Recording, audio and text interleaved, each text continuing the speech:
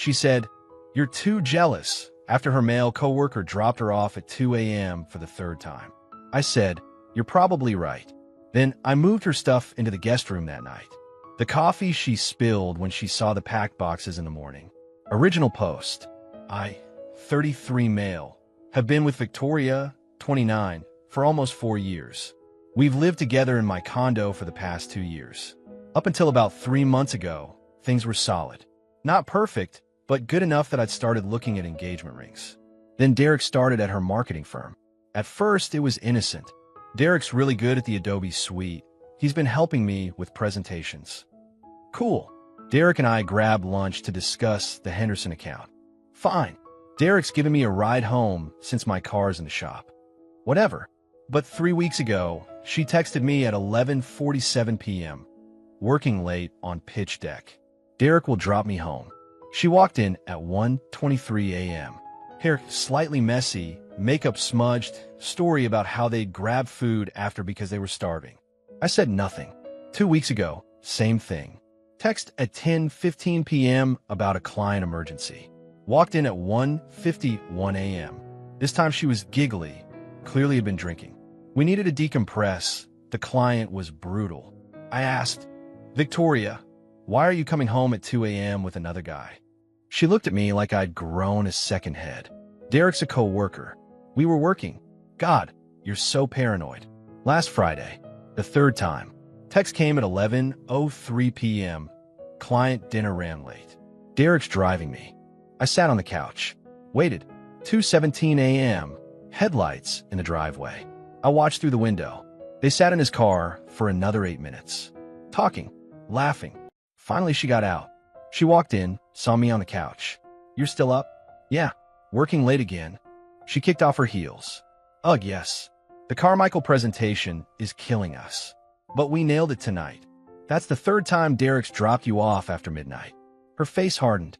"Here we go. Victoria, I'm just saying, you're being jealous and controlling. Derek is a co-worker. We work together. Sometimes that means late nights. I can't help that you're insecure about it. I'm not insecure, I just think. This is exactly why I don't tell you things. You make everything weird. He's just a friend." I looked at her. Really looked. The defensiveness. The immediate anger. The way she turned my concern into my flaw. "You're probably right," I said calmly. "I am too jealous." She blinked, clearly surprised I backed down. "Oh, okay. Good. I'm glad you see that. I'm exhausted. I'm going to shower." She went upstairs. I heard the water start, and then I got to work. See, we have a 3-bedroom condo. Master bedroom, guest room, and my home office. The guest room has always been the spare room with a decent bed, dresser, closet.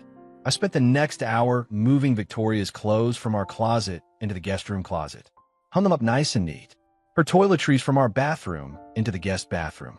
Her jewelry box, her books from the nightstand, her chargers, her laptop case. Everything. Boxed up her makeup and hair products, put them on the guest room dresser. Changed the sheets on the guest bed. Put out fresh towels. By 3:45 a.m., the master bedroom had zero trace of Victoria. Our shared space had become my space. I went to bed in the master. Set my alarm for 6:30 a.m. like usual. Morning hit different. I woke up before my alarm. Made coffee. Toast. Sat at the kitchen table like it was any other Saturday morning. Victoria came down around 7:15 a.m. in her robe. Hair still damp from last night's shower. She grabbed her favorite mug from the cabinet. "Morning," she said, slightly less hostile than last night. "Morning." She poured coffee, added her oat milk and sugar, turned toward the table, and froze. "Why are there boxes in the hallway?" I looked up from my phone. "Oh, those are yours. Didn't want to leave them in the guest room. Might be cramped."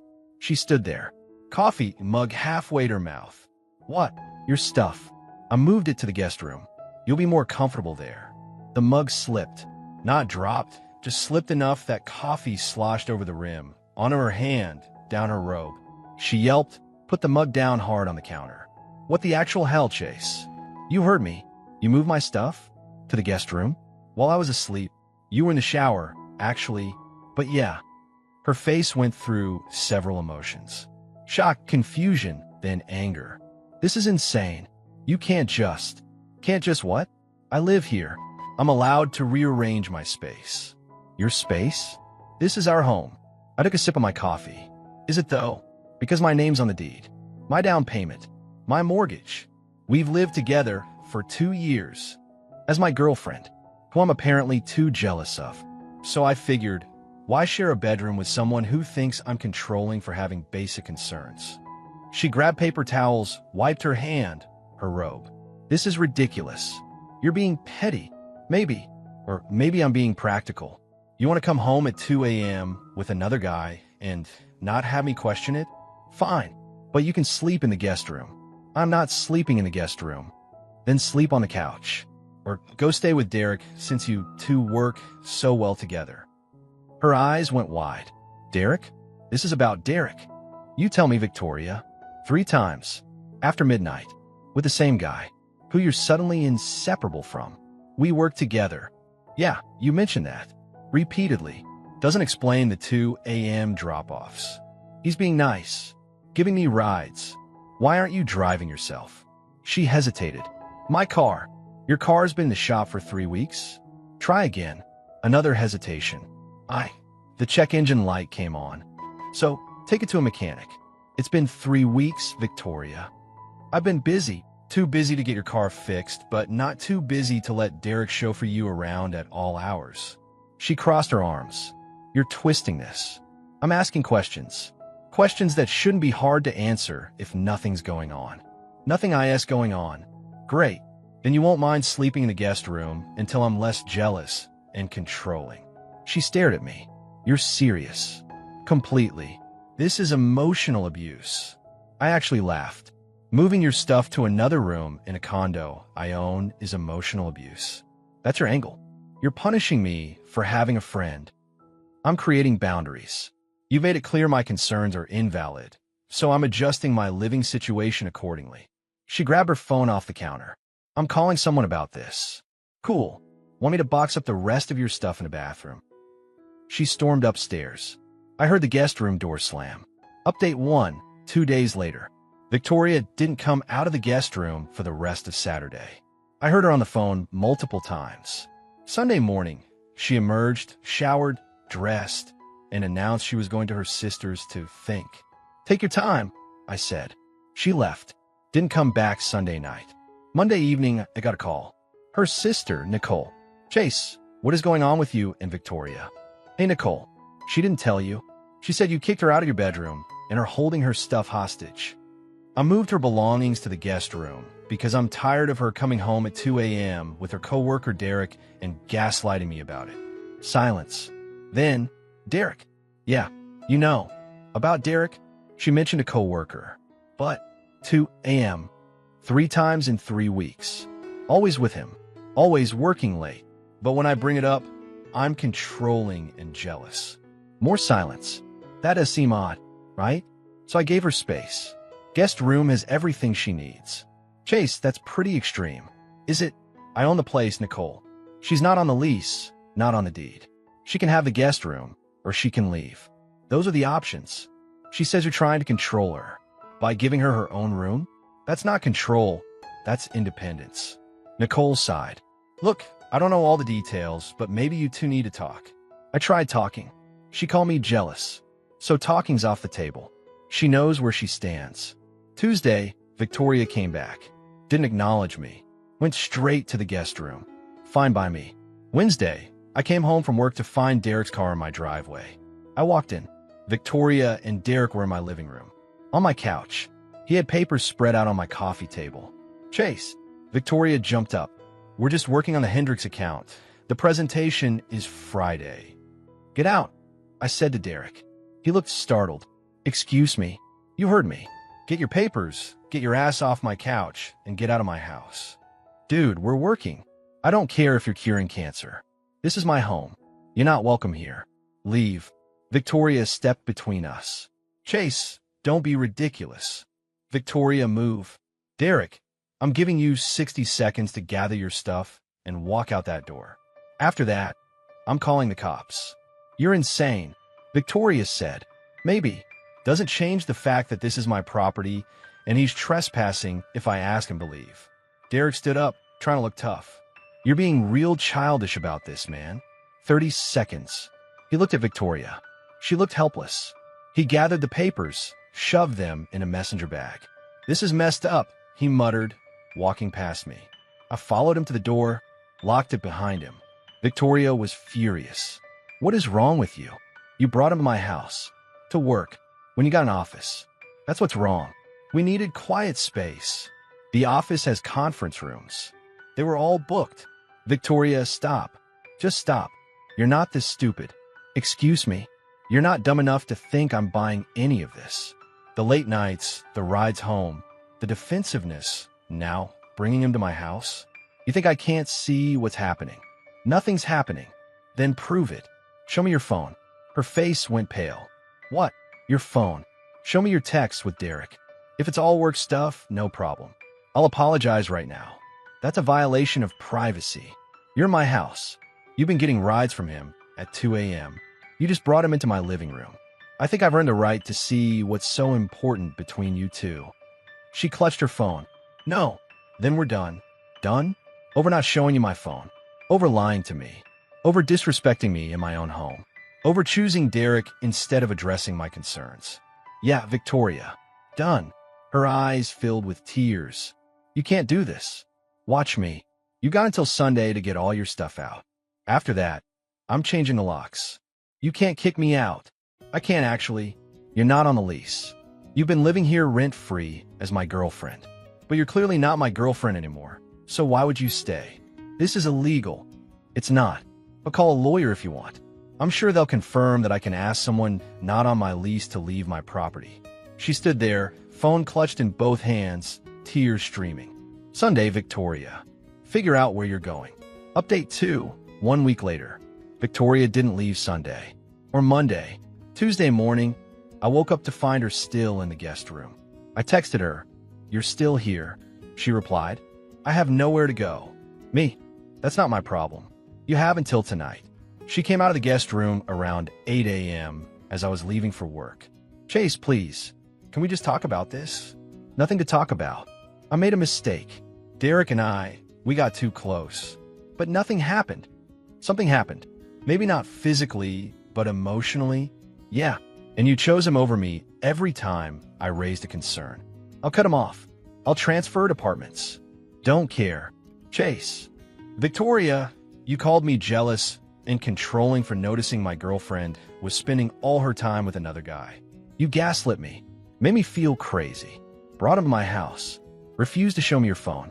Even if nothing physical happened, you disrespected me and our relationship. That's enough. So that's it. For years gone, you ended it when you prioritized Derek. I'm just making it official. Tonight, Victoria. Figure it out. I left for work. Got a call around noon from an unknown number. Answered because I thought it might be work-related. "Chase, this is Derek." I almost hung up. "What do you want?" "Look, man, Victoria's a mess. You're being really harsh. Did she ask you to call me? She's upset, okay? She made a mistake. Derek, let me be clear. You pursued a woman in a relationship. She let you. That's on both of you. Now she's dealing with the consequences. So are you actually. What does that mean? It means I'm forwarding some very interesting screenshots to your HR department. Your company has a strict policy about workplace relationships, right?" Silence. "Yeah, thought so. Have a good day, Derek." I hung up. Felt pretty good about it. By 6 p.m., Victoria was gone. Guest room was cleared out. She'd left a note on the kitchen counter. "You're cruel. I hope you're happy ruining my life." I threw it away. Thursday, got a call from Nicole again. "Chase, Victoria's staying with me. She's devastated." Okay. That's all you have to say. What do you want me to say, Nicole?" "She made her choices. She said you're reporting Derek to HR. Is that true?" "Yep. That's vindictive. That's consequences. He helped destroy my relationship. Now he can face some professional consequences. You're going to ruin his career. He should have thought about that before getting cozy with my girlfriend. This isn't you, Chase. You're not this cruel. Apparently I am. Anything else?" She hung up. Friday afternoon, got a text from a number I didn't recognize. It was Derek. "I got suspended pending investigation. You cost me my job. Hope you're proud. I replied, "You cost me my relationship. Seems fair." Saturday morning, Victoria showed up with Nicole and their mother, Patricia. I opened the door. "Yeah." Patricia started immediately. "Young man, what you've done to my daughter is appalling." "Hello to you too, Patricia. She made a mistake. Everyone deserves forgiveness." "Maybe. Doesn't mean I have to be the one to give it. You reported Derek to his company. You've sabotaged her career." "I reported a policy violation. What his company does with that information is on them." Victoria stepped forward. "Chase, Derek got fired. He's threatening to sue you." "For what?" "Telling the truth. You're destroying lives." "Nah, you two did that yourselves. I just stopped pretending it was okay." Nicole jumped in. "You kept her stuff. She needs her things." "What stuff?" "Her grandmother's necklace. Her photo albums. If she left anything, she can text me a list. I'll box it up. She can pick it up. But I'm not having this." Conversation on my doorstep. Patricia got in my face. "You will give my daughter her belongings, and you will apologize, and you will make this right." I looked at her, then at Victoria. "Victoria, get your mother off my property before I call the cops." "You wouldn't dare," Patricia hissed. I pulled out my phone. "Test me." Nicole grabbed her mom's arm. "Mom, come on. This isn't helping." They left, but not before Victoria turned around. "I loved you." Past tense. Noted. Final update. 3 weeks later. Derek got fired.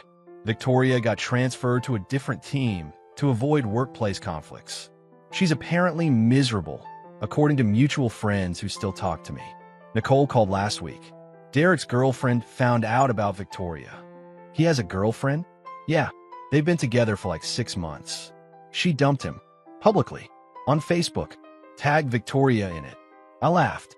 So, he was cheating on his girlfriend with Victoria, while Victoria was cheating on me with him? Looks like it. That's beautiful. Chase, you sound bitter. I'm not bitter. I'm satisfied. Derek and Victoria deserved each other, and now they've got exactly what they earned. Victoria thought you were going to propose. That one stung a little. I was. Before Derek showed up. She feels awful about that. Cool. Tell her I said thanks for saving me 50 grand on a ring and a wedding. Tuesday, I got a certified letter from Victoria's lawyer. She's demanding $15,000 for cohabitation contributions and emotional distress. My lawyer laughed when I showed him. She has no case. You're not married. No common law in this state. She was living there voluntarily, rent-free. Tell her to pound sand. So I did. Well, my lawyer sent a formal response, basically saying Victoria's claim was without merit and any further harassment would result in a restraining order. Haven't heard anything since. Ran into one of Victoria's co-workers at the grocery store yesterday. She recognized me from a holiday party. "Hey, you're Chase, right?" Victoria's ex. "Yeah. Just want you to know, we all knew something was up with her and Derek. They were super obvious. Not your fault. Appreciate that. Also, Derek was a creep. Hit on like 3 different women in the office. Good riddance.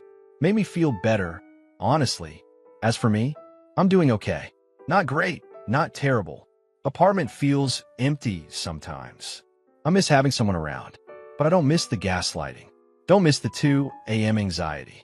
Don't miss feeling crazy for noticing obvious red flags. My buddy Connor's been crashing with me some weekends. We watch football, drink beer, don't talk about feelings. It's nice. Mom called last week. Heard what happened with Victoria. You okay? Getting there. Good. She wasn't right for you anyway. Too flighty. You never liked her? I like her fine until she started making you feel crazy. That's when I knew. Moms know. Got back on dating apps. Not actively swiping, just seeing what's out there. No rush. Changed my locks last week. New deadbolt, new handles. Cost me $180. Worth it for the peace of mind. Victoria left some stuff in the hall closet. Winter coats, a box of books. I texted her a list, told her to pick them up by the end of the month, or I'm donating them. She said she'll send Nicole. Fine by me. Don't need to see her face again. Looking back, I should have seen it earlier. The way she started dressing nicer for work. The sudden interest in craft cocktails that Derek apparently introduced her to. The way she'd laugh at her phone and quickly put it away when I walked in the room. But hindsight's a hell of a drug. What I learned, trust your gut. When someone makes you feel crazy for noticing the obvious, that's manipulation. When someone chooses someone else over addressing your relationship, that's already the end. You just don't know it yet. Moving her stuff to the guest room wasn't revenge. It was self-preservation. Everything after that was just logical consequences playing out. Derek lost his job. Victoria lost me and her work reputation. They both lost whatever they thought they had with each other. I lost 4 years and some sleep, but I kept my dignity in my house. Fair trade. To anyone reading this in a similar situation, you're not crazy. You're not jealous. You're noticing what you're noticing for a reason. Trust that. Act on it.